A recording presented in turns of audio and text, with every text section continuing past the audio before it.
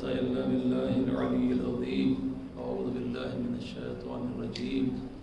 بسم الله الرحمن الرحيم. الحمد لله رب العالمين، والصلاة والسلام على أشرف الأنبياء والمرسلين. قال الله في شانه: وما أرسلناك إلا رحمة للعالمين. محبوب رب المشرقين والمغربين وجد الحسن والحسين، المكي المدني القرشي الهاشمي المولانا أبي القاسم محمد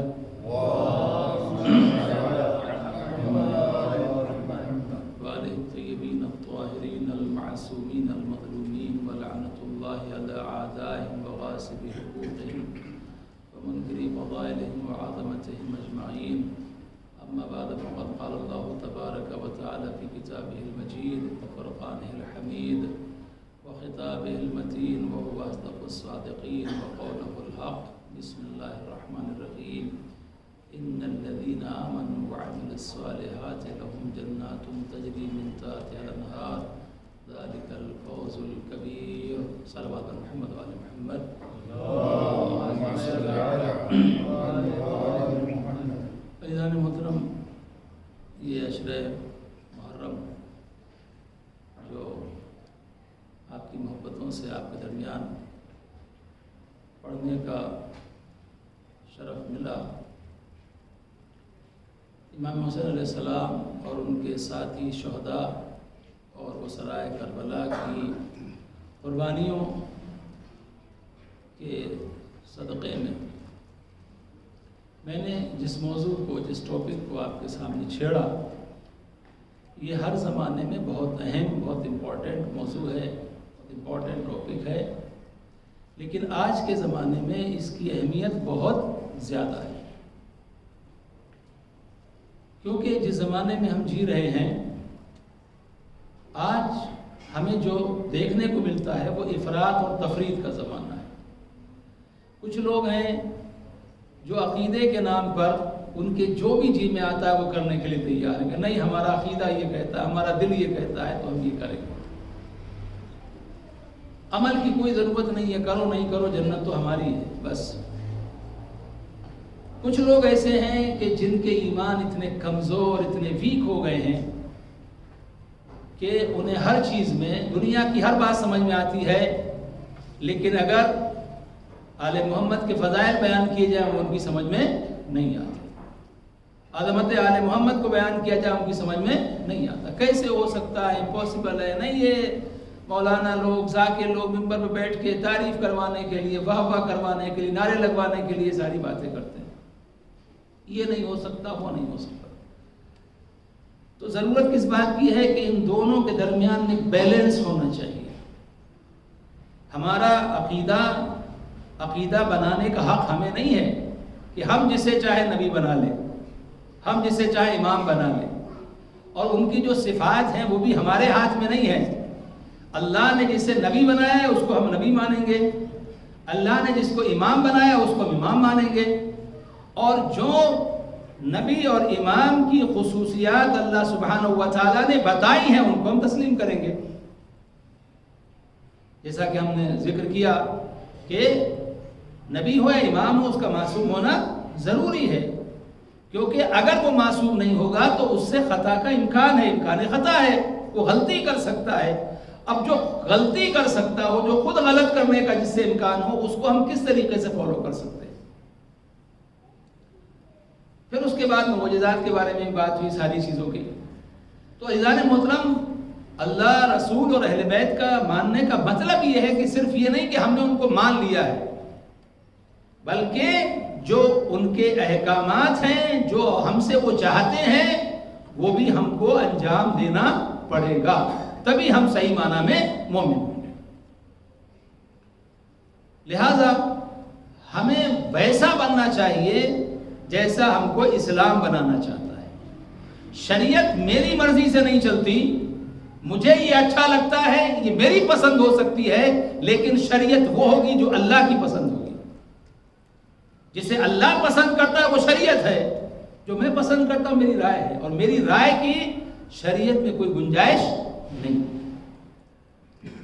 اسی طریقے سے تقلید کا مسئلہ یہ ہے کہ ہم تقلید کرتے ہیں جس عالم کی، جس مرجع کی، جس مجتہد کی. ہمارا عقیدہ کیا ہونا چاہیے اس میں؟ یہ کہ ہماری انفارمیشن کے مطابق، ہماری معلومات کے مطابق پوری دنیا میں اس سے زیادہ کوئی عالم نہیں ہے، کوئی اس سے زیادہ نالج والا انسان نہیں.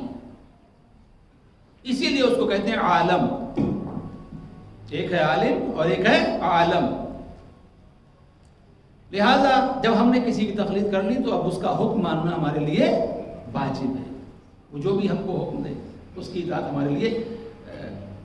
غیبت امام میں جو ہمارا مجتہد ہے، جو ہمارا مرجع ہے، اس کے حکم کو ماننا ہمارے اوپر واجب ہے.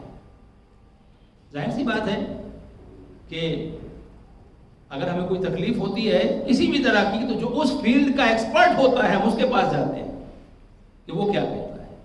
لہذا یہ جو ہمارا عالم ہے، وہ چاہے وہ قرآن ہو، تفسیر ہو، حدیث ہو، اصول ہو، فقہ ہو، یہ تمام جو چیزیں ہیں ضروری ان سب کا وہ ایکسپرٹ ہوتا ہے، تو ہمیں اس کو فالو کرنا ضروری. لیکن اب بہت ساری چیزیں جو ہیں، یعنی آج کے زمانے میں جب ساری چیزیں ہمارے سامنے موجود ہیں، اس کے بعد بھی ہماری آنکھوں کے اندر دھول جھونکی جاتی ہے، ہم کو مس گائیڈ کرنے کی کوشش کی جاتی ہے.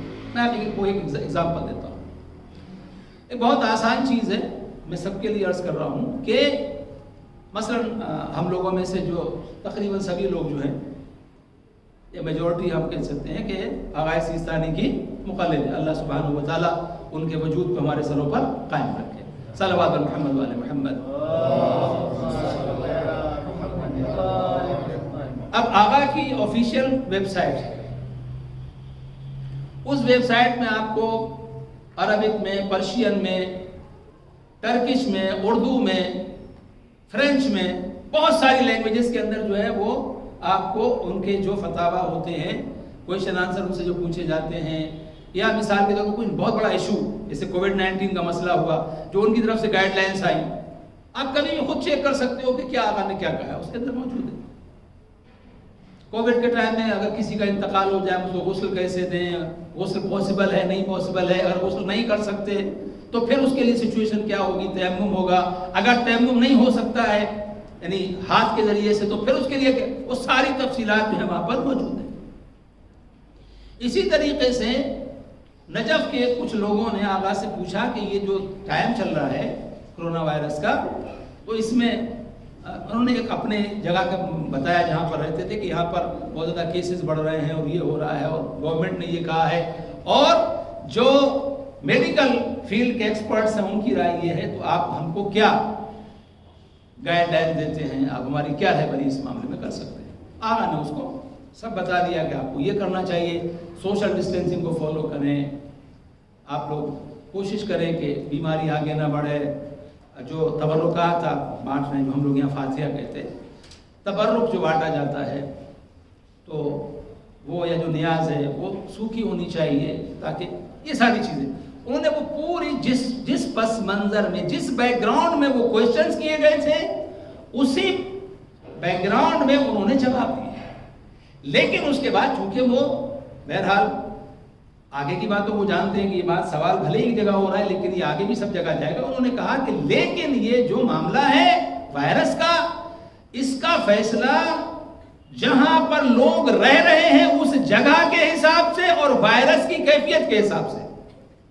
یعنی اس کا مطلب یہ ہے کہ اگر اٹالی کے اندر جو ہے بہت زیادہ بری کنڈیشن ہے اور ہم تنزانیہ میں ہیں، الحمدللہ یہاں پر وائرس اس طریقے سے نہیں ہے، تو وہاں کے حالات، وہاں کی سچویشن اور ہماری سیم نہیں ہے، لہذا ہمارا دونوں کا حکم بھی ایک نہیں ہوگا. گورنمنٹ جہاں پر ہم رہ رہے ہیں وہاں کی گورنمنٹ کیا کہہ رہی ہے یہ دیکھنا پڑے گا. بھئی کہیں گورنمنٹ یہ کہہ رہی ہے کہ مسجدیں بند کر دو، کہیں گورنمنٹ یہ کہہ رہی ہے کہ مسجدیں کھولو، تو اب یہ دونوں حکم برابر نہیں ہو سکتے. کہیں پر یہ کہ ٹوٹل لاک ڈاؤن ہے، سب کچھ بند ہے، کہیں سب کچھ کھلا ہوا ہے، بازار کھلے ہوئے ہیں، بزنس کھلا ہوا ہے، بسز چل رہی ہیں، پلین چل رہے ہیں، اسکول کھلے ہوئے ہیں، اور افسوس کی یہ کہ وہ بار جو شیطان کے اڈے وہ بھی کھلے ہوئے ہیں. اور ایک جگہ وہ جہاں سب کچھ بند ہے तो अब दोनों जगह का हुक्म क्या एक जैसा होगा कि नहीं आप मस्जिद में नहीं जाओ, आप इमाम बाड़े में नहीं जाओ, आप मजलिस में नहीं जाओ। फिर उसके बाद ये भी देखना पड़ेगा कि सामने वाले की जो हेल्थ है उसकी क्या सिचुएशन है, किस पोजीशन में है, वो सेहतमंद है या कोई बीमार है, वीक है, तो उसे उसके हिसाब से नहीं।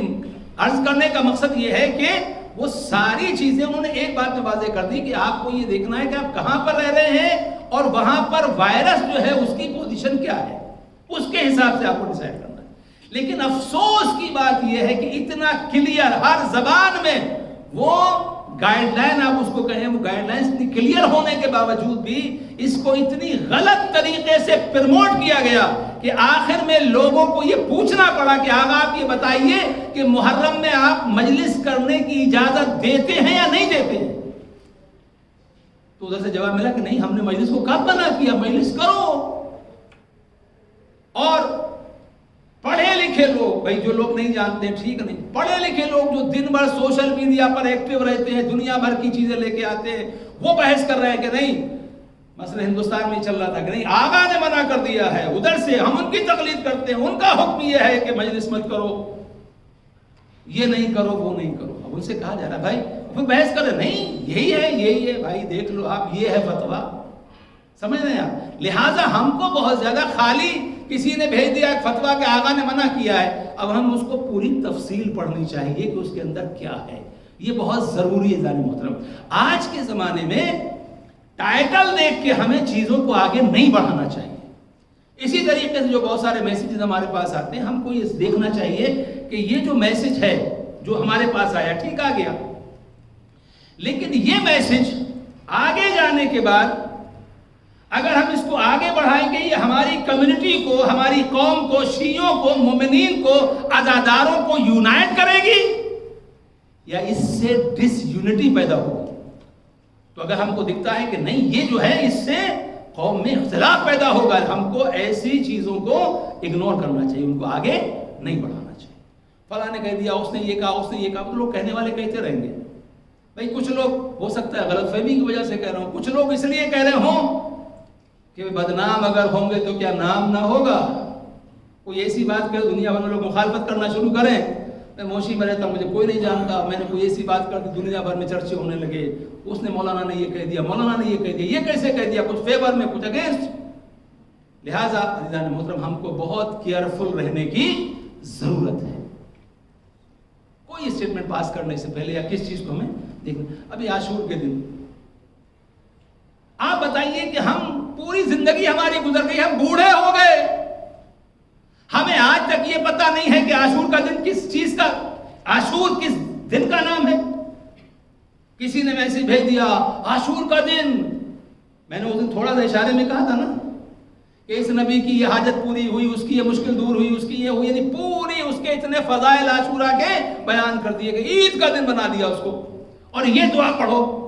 अब लोग जो है उसको, ठीक है भाई, जो लोग नहीं जानते, अरबी वगैरह नहीं जानते, उन्होंने खुशफहमी में आगे बढ़ा दिया होगा, लेकिन दूसरे लोग मजलिसें पढ़ते हैं, बड़ी बड़ी बातें करते हैं, उसके बाद उसको जो है आगे फॉरवर्ड कर रहे हैं, और कि हाँ ये दुआ करो, बहुत बड़ी नहीं। आप वो जो बनी उमैया ने दुआएं घड़ी थी इसलिए, या बड़ी बनी उमैया के चाहने वालों ने, अहले बैत के दुश्मनों ने इसलिए दुआएं घड़ी थी ताकि लोगों का जहन हुसैन की आजादारी से हट के खुशी की तरफ जाए कि नहीं तुम आज मातम मत करो, मजलिस मत करो, आज दुआ का दिन है, दुआ मांगो, ईद का दिन है। अब वो चीजें जो आगे फैलाई जा रही हैं, तो इज़ार मतलब हमको जो है बहुत ज्यादा केयरफुल रहने की जरूरत है। ईमान और उसके बाद नेक आमाल, ये दोनों ज्यादा जरूरी है, किसी एक चीज से काम चलने वाला नहीं। दोनों की अहमियत को हमें समझना पड़ेगा, और अपने बच्चों के लिए हमें इस बात का ख्याल करना पड़ेगा कि हमारे बच्चे लोगों के झांसे में ना आए, बहकावे में ना आए। आज बड़ी तकलीफ होती है कि हमारे बच्चे, हमारे नौजवान, हमारे जवान उन चीजों के ऊपर, या तो उनका ईमान बहुत सारों का जो है खत्म हो गया है, या वो शक में पड़े हुए हैं इमाम मासूम होते हैं कि नहीं होते, वसीला उनसे तलब करना चाहिए कि नहीं करना चाहिए। कितने बड़ी बड़ी जगह है, नाम लेना सही नहीं है, बहुत बड़े नाम है वहां के, لیکن وہاں کی کیفیت یہ کہ دعائے توسل شروع ہوتی ہے تو بہت سارے نوجوان جو ہیں وہ مسجد چھوڑ کے باہر نکل جاتے ہیں. اور یہ صرف نوجوانوں میں نہیں ہے، نوجوان تو چونکہ باتیں سامنے آ گئی، بہت سارے بوڑھوں سے بھی باتیں ہوئی ان کا. یہ اس طریقے کی کیفیت ہے. اور کچھ لوگ یہ ہیں کہ وہ اس طریقے کا پروپگنڈا کر رہے ہیں کہ بس، یعنی کچھ ایسے ہمارے ذاکرین ہیں، اللہ اگر وہ قابل ہدایت ہے اللہ ان کی ہدایت کرے، کہ وہ ایسی باتیں کرتے ہیں کہ امام علی علیہ السلام کو بالکل خدا بنا کے پیش کر دیتے ہیں. اچھا، ہم کو یہ بھی شعور نہیں ہے کہ یہ جو ذاکر کیا کہہ رہا ہے، بس اس نے اچھی بات کی، نیچے سے نعرے لگ گئے واہ واہ سبحان اللہ، ہم نے آگے بھیج دیا کتنی اچھی مجلس ہے، لیکن اس کا مطلب کیا ہے ہم اس پہ کبھی غور نہیں کرتے. اہل بیت کو یہ پسند نہیں ہے. امام علی علیہ السلام اس چیز کو، مولا علی علیہ السلام نے پروردگار کی بندگی پہ فخر کیا ہے. اگر کسی نے ان کے سامنے انہیں حد سے بڑھانے کی کوشش کی ہے، امام نے پسند نہیں کیا بلکہ قتل کیا ایسے لوگوں کو. تو بہت زیادہ ضروری ہے کہ ہم اس چیز کا اعلان، مطلب ہماری ذمہ داری ہے، ہماری ذمہ داری. قرآن نے کیا کہا ہے؟ دیکھیے ہم کیا چاہتے ہیں نا، ہمارے بچوں کا فیوچر اچھا ہو، ان کا مستقبل اچھا ہو، وہ اچھی زندگی گزارے، انہیں کوئی دنیا میں پریشانی نہ ہو. ہر ماں باپ یہی چاہتا ہے. ہم اپنے لیے بھی یہی چاہتے ہیں کہ سکون کی زندگی جیے. لیکن قرآن نے ہماری ذمہ داری بتائی ہے کیا؟ یا ایھا الذین آمنوا قوا انفسکم واہلیکم نارا. اے ایمان والو، یعنی اس کا مطلب کیا ہے کہ صرف ایمان کافی نہیں ہے. اے ایمان والو، اپنے آپ کو، اپنے نفسوں کو، اپنی جانوں کو اور اپنے گھر والوں کو جہنم کی آگ سے بچاؤ. وقودها الناس والحجارہ، جس کا ایندھن کیا ہوں گے؟ دنیا میں ایندھن لکڑی ہے، وہاں ایندھن کیا ہوگا؟ یہ انسان خود ایندھن بن جائے گا، یہ جلایا جائے گا. پتھر ایندھن ہوں گے. لہٰذا ہم عقائد کے معاملے میں اتنا اسٹرانگ اپنے بچوں کو بچپن سے ان کو یہ سکھائیں. کوئی بھی اگر ان کے ذہن میں ڈاؤٹ پیدا ہو، ڈانٹے نہیں، تم نے ایسا کیوں کہتے، نہیں، ان کو پیار سے سمجھائیں، ان کے لیول پر جائیں. ظاہر سی بات ہے کہ ایک بچہ جو 10 سال کا، 12 سال کا، 15 سال کا بچہ ہے، اور وہ 50-60 سال والے آدمی کے جیسا اس کا ذہن نہیں ہوگا. ان کے لیول پر جا کر ان کو سمجھانے کی کوشش کریں، انہیں ایسے ایگزامپلس دیں تاکہ وہ باتیں ان کے ذہن میں آئیں. تو عزیزان محترم، یہ چیزیں جو ہے بہت یہ زمانے کی، وقت کی ضرورت ہے. اور یہ دیکھیں کہ یہ اچھا خاصا آدمی تھا، یہ کیسے ایسی باتیں کرنے لگا. کہیں ایسا تو نہیں ہے کہ اس کی صحبت جو ہے، اس کی کمپنی اچھی نہیں ہے، یہ کن لوگوں کے ساتھ بیٹھ رہا ہے. کوئی ایسا تو نہیں ہے کہ اسکول کے اندر ٹیچر ایسا ہو جو ٹیچر اس کو مس گائیڈ کر رہا ہو، یا میں کچھ اسے ایسا حرام تو نہیں کھلا رہا ہوں جس کی وجہ سے یہ محبت اہل بیت سے بیزار ہو رہا ہے. یہ چیزیں ہمارے لیے ضروری ہیں کہ ہم بچوں کو اور یاد رکھیے. جہاں تک عقائد کی منزل ہے، شرک کرنے والا، اللہ نے کہا سب گناہ بخشے جا سکتے لیکن شرک بخشا نہیں جائے گا. نبوت و ولایت اہل بیت علیہ السلام جو ہے، ان کی منزل کیا ہے؟ امام زین العابدین علیہ السلام،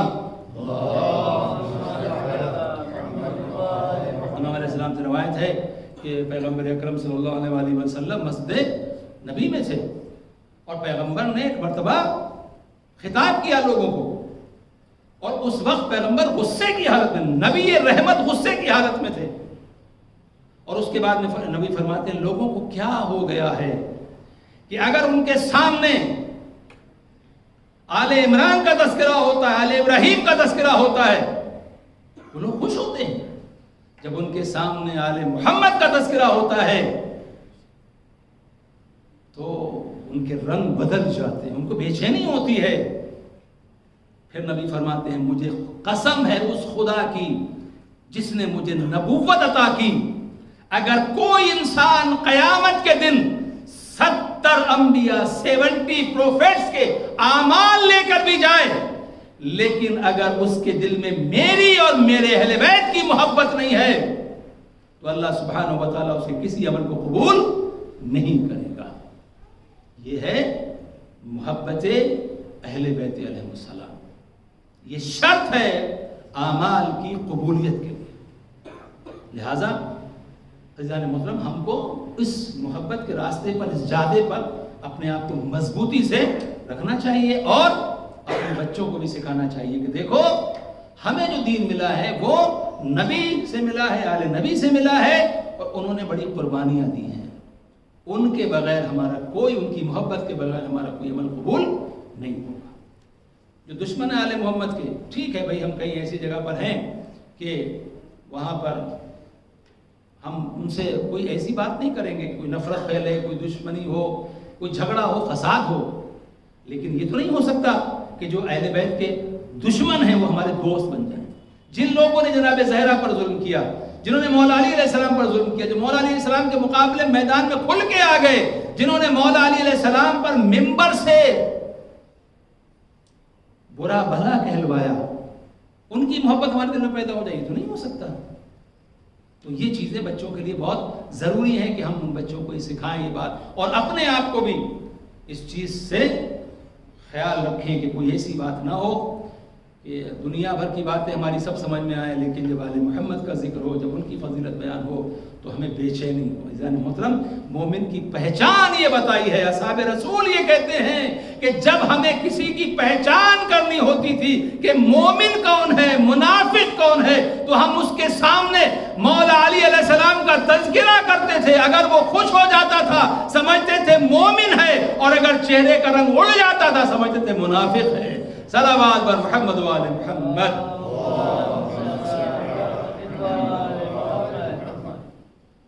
مومن اور منافق کی پہچان کیا ہے، معیار کیا ہے، کسوٹی کیا ہے؟ ذکر مولا علی علیہ السلام۔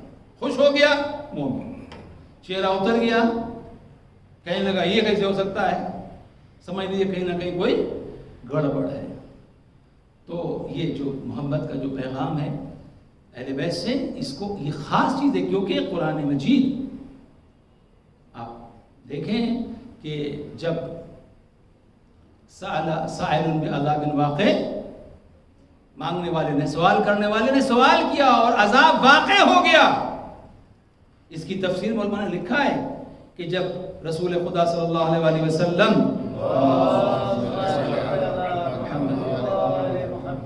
جب پیغمبر نے غدیر خم میں مولا علی علیہ السلام کی ولایت کا اعلان کر دیا اور کہا من کنت مولا فہذا علی مولا، اور اس کے بعد نے کہا مبارکباد دو، ایک شخص حارث بن نعمان فہری وہ آیا، اور اس نے آنے کے بعد میں کہا رسول اللہ کو مخاطب کر کے کہ تم نے کہا کہ اللہ ایک ہے، ہم نے مان لیا، تم نے کہا کہ میں اللہ کا رسول ہوں، ہم نے مان لیا، تم نے کہا نماز واجب، روزہ، حج، زکوٰۃ، جہاد سب ہم نے مانا، لیکن اب تم یہاں تک بڑھ گئے کہ تم نے اپنے بھائی کی محبت کو ہمارے اوپر فرض قرار دے دیا۔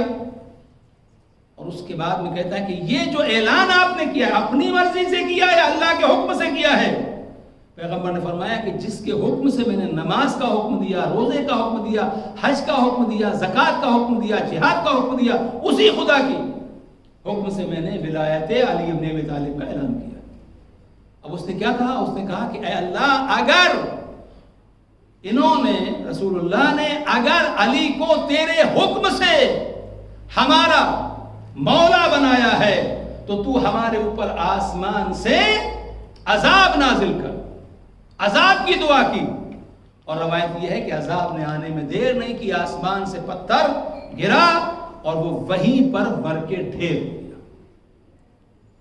اللہ پر بھی ایمان ہے، رسول اللہ پر بھی ایمان ہے، نماز بھی پڑھتا ہے، روزہ بھی رکھتا ہے، حج بھی کرتا ہے، حج سے واپس آیا ابھی، زکوٰۃ بھی دیتا ہے، جہاد میں بھی شرکت ہے، لیکن مولا علی علیہ السلام کی ولایت کو نہیں مانا۔ نتیجہ کیا ہوا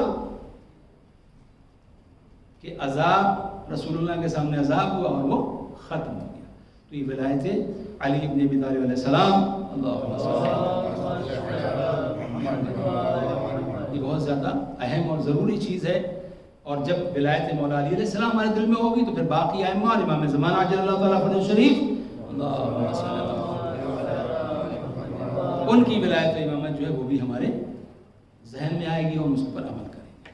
تو عزیزان محترم، یہ دونوں چیزیں جو بہت زیادہ امپورٹنٹ ہیں، عقیدہ اور عمل، عقیدے کا صحیح ہونا اور اس کے ساتھ پھر نیک اعمال انجام۔ اب دیکھیے کامیابی کی بات چل رہی تھی نا، اللہ نے کامیابی کا راز کیا بتایا کہ جو ایمان لائے ہیں اور نیک اعمال کرتے ہیں ان کے لیے کیا ہے؟ جنات، جنت کے اندر باغات ہیں جن کے نیچے سے نہریں جاری ہیں، اور یہ ان کی بڑی کامیابی ہے۔ تو تو یہاں سکسیس کی بات ہے. دوسری جگہ پر اللہ سبحانہ و تعالیٰ ان لوگوں کے بارے میں بتا جو ناکام ہیں. سورہ عصر پڑھتے ہیں نا, بسم اللہ الرحمن الرحیم والعصر ان الانسان لفی خسر. عصر کی قسم, انسان گھاٹے میں ہے, نقصان میں ہے, خسارے میں ہے. الا الذین آمنوا وعملوا الصالحات, سوائے ان لوگوں کے کہ جو ایمان لائے ہیں اور نیک اعمال انجام دیتے ہیں. وتواصوا بالحق وتواصوا بالصبر, اور جو حق کی وصیت کرتے ہیں اور صبر کی وصیت کرتے ہیں. تو یہ لوگ کون ہیں؟ یہ نقصان میں نہیں ہے, باقی سب نقصان میں ہے. عزیزان محترم, بس آخری بات اور اس کے بعد آپ کی زحمت تمام, وہ یہ ہے کہ کسی بھی انسان کا ہمارے سامنے اگر اس کا پاسٹ ہے, اس کا ماضی ہمارے سامنے ہے, تو ہم اس کے ماضی کو دیکھ کے اس سے نفرت نہ کریں, یا اس کا جو ظاہر ہے پریزنٹ ابھی اس کا جو ہے اسے بھی دیکھ کے ہو سکتا ہے اللہ اس کو ہدایت دے دے, وہ صحیح راستے پر آ جائے. اگر ہم کسی میں برائی دیکھیں, اس کے عیبوں کو بیان نہ کریں بلکہ اس کے حق میں دعا کریں کہ اللہ سبحانہ و تعالیٰ اس کو نیکی کی توفیق دے. اگر یہ لائق ہدایت ہے تو اللہ اس کو ہدایت دے. بس میں جلدی سے ایک بات پیش کر کے آپ کی زحمت کو تمام کر رہا ہوں. وہ یہ ہے کہ ایک واقعہ نقل کیا گیا ہے. وہ یہ ہے کہ ایک چور تھا جس کا کام تھا چوری کرنا. تو اس نے ایک دن سوچا کہ چلو آج کہیں بڑا ہاتھ مارا جائے. تو بادشاہ کے محل میں وہ کہیں سے کوئی موقع نکال کے اور چھت پہ جا کے پہلے سے بیٹھ گیا کہ جب یہ لوگ سو جائیں گے تو میں چوری کروں گا. اب یہ قریب تک پہنچ چکا ہے لیکن وہاں نہیں جا رہا, وہ جاگ رہے تھے. بادشاہ اور اس کی وائف تھی, اس کی بیوی, دونوں جاگ رہے ہیں. تو اب بیوی کہتی ہے اپنے شوہر سے کہ اللہ کا دیا ہمارے پاس سب کچھ ہے, ہماری بیٹی جوان ہو رہی ہے, ہم کو اس کی شادی کر دینی چاہیے تاکہ ہم اس فرض سے ادا ہو جائیں. وہ کہتا ہے کہ ہاں سوچ تو میں بھی رہا ہوں لیکن کوئی لڑکا ابھی تک میری سمجھ میں آیا نہیں کہ جس کو میں اپنا داماد بناؤں, اپنی بیٹی کی شادی اس کے ساتھ کروں. اس کی بیوی نے کہا بہت آسان کام ہے, ہم کو جو داماد دیکھنا ہے نہ ہمیں اس کے پاس دولت دیکھنی ہے کہ کتنا اس کے پاس پیسہ ہے, اس کے پاس مکان کیسا بنا ہوا ہے. اللہ نے ہم کو سب کچھ دیا ہے, لہذا بہتر یہ ہے کہ ہم کوئی نیک انسان دیکھ لیں, مومن, اس کے ساتھ شادی کر دیں. بادشاہ نے کہا بات بہت اچھی ہے, پھر کیا کیا جائے؟ کہا کہ ایسا کریں کہ کل جو آدمی سب سے پہلے مسجد میں نماز صبح کے لیے سب سے پہلے مسجد میں داخل ہو, ہم اس کو اپنا داماد بنا لیں. اب یہ چور سن رہا تھا, اس نے کہا میں تو چوری کرنے کے لیے آیا تھا, ایک ہار, ایک نیکلس چوری کرنے کے لیے آیا تھا. اور بادشاہ کیا کہہ رہا ہے؟ بادشاہ نے کہا ٹھیک ہے, جس کو ہم داماد بنائیں گے اس کو کیا کریں گے, آدھی اپنی جو سلطنت ہے, حکومت ہے, وہ اس کو دے دیں گے, وہ آرام سے زندگی گزارے, ہماری بیٹی بھی عیش میں رہے اور ہم بھی آدھی ہمارے لیے. ٹھیک ہے. تو اس نے سوچا کہ ایک نیکلس لے کے کیا کریں گے, نماز ہی تو پڑھنا ہے نا, لہذا چلو وہاں سے اترا چلا گیا اور پہلے سے جا کے نماز کے وقت سے پہلے پہنچ گیا. اور اس کے بعد اب جو پہلا آدمی مسجد میں داخل ہوا, یہ داروغہ جو تھا جس کی ڈیوٹی لگائی گئی تھی کہ تم دیکھنا کون آیا ہے, اس نے بتایا کہ جو بھی آئے نا نماز کے لیے پہلے نماز پڑھ لے, اس کو ہمارے پاس لے کے جانا. لے کے آ گئے. انہوں نے کہا کہ بس اس کو جلدی سے نہلاؤ دھلاؤ اور اچھے کپڑے پہناؤ, ہم اس کو داماد بنائیں گے. اس نے کہا کیوں؟ کہا کہ ہم نے یہ نیت کی تھی کہ جو پہلا آدمی مسجد میں آنے والا ہوگا اس سے اپنی بیٹی کی شادی کر دیں گے. اب اس کے ذہن میں یہ بات آئی کہ یہ بیٹی کی شادی کر رہا ہے, اور اس کے بعد میں کہا کہ نہیں, صرف اتنا نہیں ہے بلکہ ہم تم کو آدھی سلطنت بھی دیں گے, آدھی حکومت بھی. تو بادشاہ نے کہا تم راضی ہو اس بات سے؟ اس نے کہا نہیں. اب دیکھیے فوراً اس کے ذہن میں ایک خیال پیدا ہوا, یہ میرے پروردگار تو اتنا رحیم ہے, تو اتنا کریم ہے کہ میں نے جھوٹی نماز پڑھی, اس کے بدلے میں مجھے آدھی حکومت مل رہی ہے, اگر میں واقعی سچی نماز پڑھوں گا تو مجھے کیا ملے گا؟ لہذا اس نے بادشاہ سے کہا کہ مجھ کو نہیں چاہیے, آپ اپنی حکومت رکھو, سنبھالو, مجھ کو آدھی حکومت آپ کی نہیں چاہیے. بادشاہ کو یہ لگا کہ یہ تو بڑا نیک متقی پرہیزگار انسان ہے, لہذا حکومت کو کہا کہ اچھا چلو آدھی کی بات چھوڑو، ہم ساری کی ساری حکومت تمہیں عطا کر رہے ہیں۔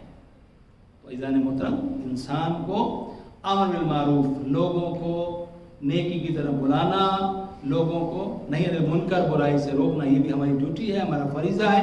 یعنی ہمارا مطلب یہ ہم سب کا فریضہ ہے کہ جہاں پر بھی لوگوں کو ہم دعوت دے سکتے ہیں، ہمیں اچھائی کی طرف دعوت دینی چاہیے، اور جہاں کوئی برا کر رہا ہے تو ہمیں احسن طریقے سے، اچھی طریقے سے اس کو روکنے کی کوشش کرنی چاہیے۔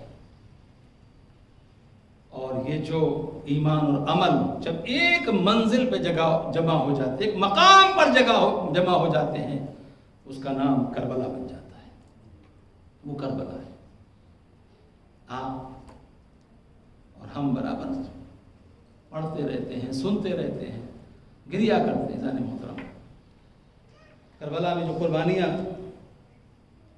کربلا کے شہیدوں نے دی، کربلا کی ماؤں نے دی، مسلم نے اوسجا امام حسین کے وہ چاہنے والے میدان میں گئے، جنگ کی،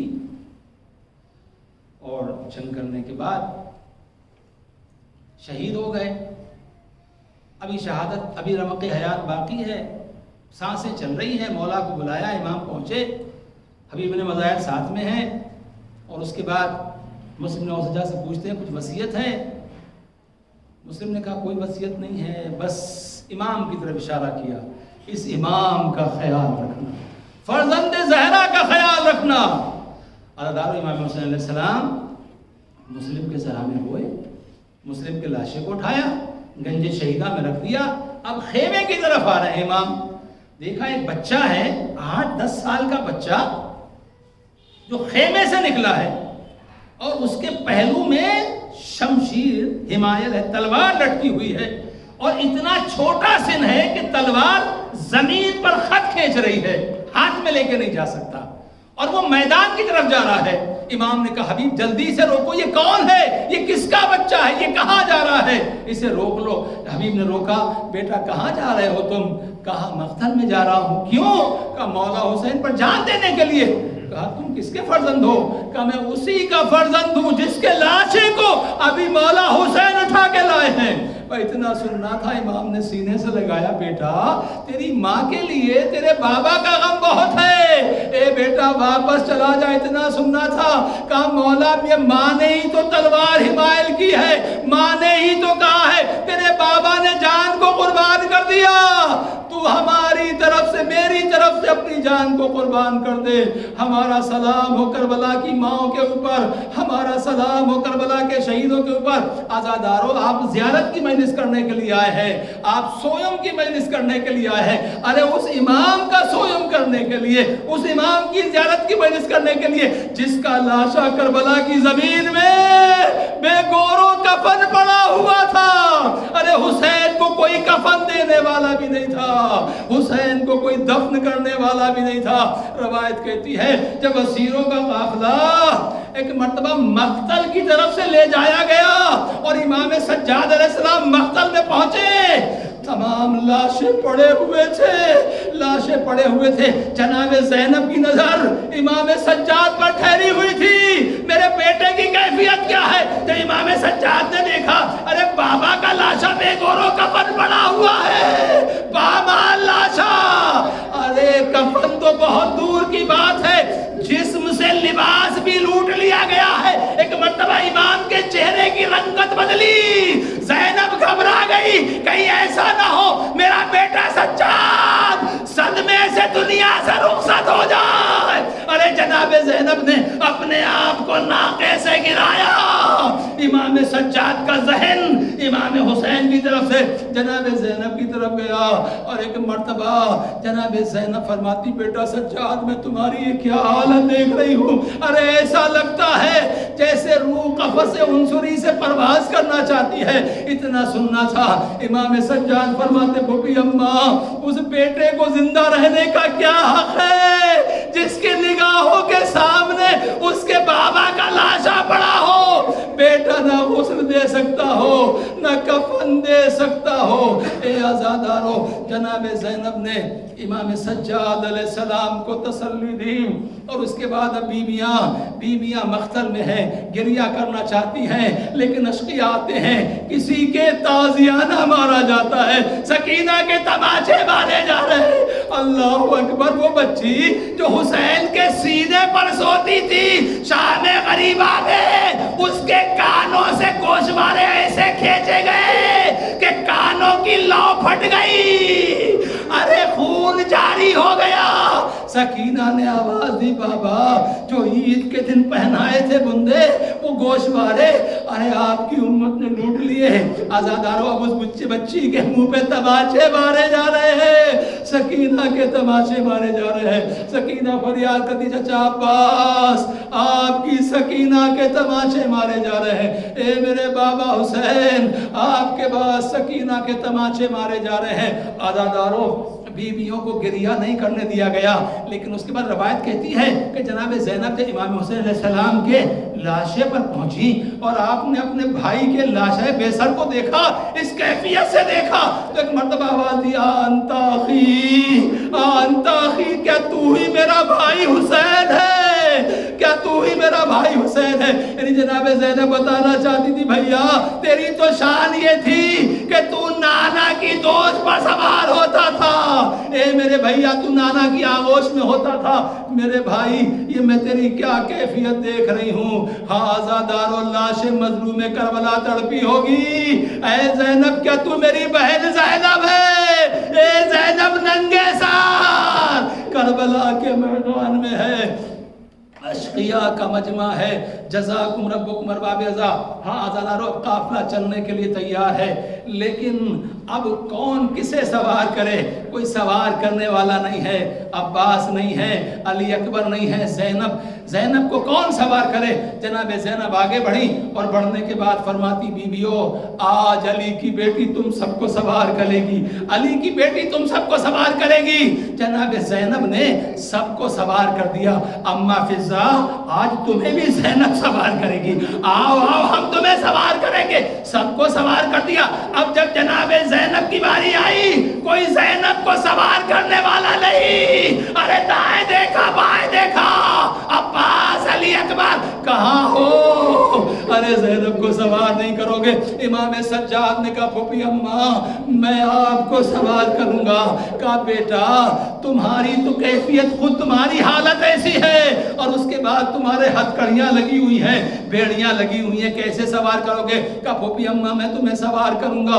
امام سجاد آگے بڑھے، کس طریقے سے سوار کرے؟ ایک مرتبہ زمین پر ہاتھوں کو رکھا، پھوپھی آپ میری دوست پر سوار ہو جائیے اور اس کے بعد ناقے پر سوار ہوئیے۔ ارے جناب زینب آگے بڑھی، لیکن امام سجاد تاب نہ لا سکے، کبھی دائیں گر جاتے ہیں کبھی بائیں گر جاتے ہیں۔ ارے شبر آگے بڑھا، امام سجاد کے تازیانے مارنے شروع کیے۔